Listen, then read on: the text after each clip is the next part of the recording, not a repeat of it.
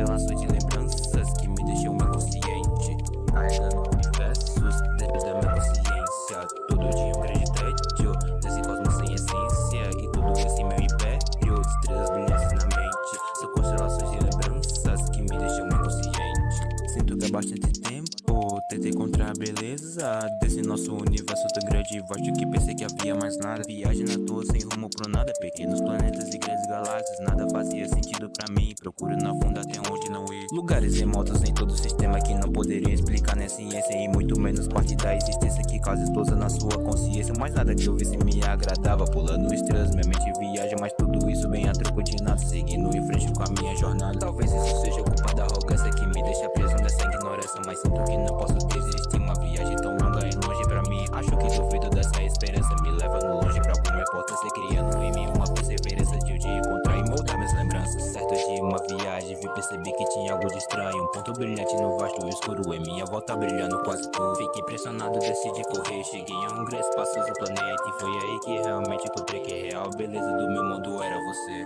Carregando universos dentro da minha consciência, todo dia um grande tédio nesse cosmos sem essência, e todo esse meu império de estrelas brilhantes na mente são constelações de lembranças que me deixam inconsciente. Carregando universos dentro da minha consciência, todo dia um grande tédio nesse cosmos sem essência, e todo esse meu império de estrelas brilhantes na mente são constelações de lembranças que me deixam inconsciente.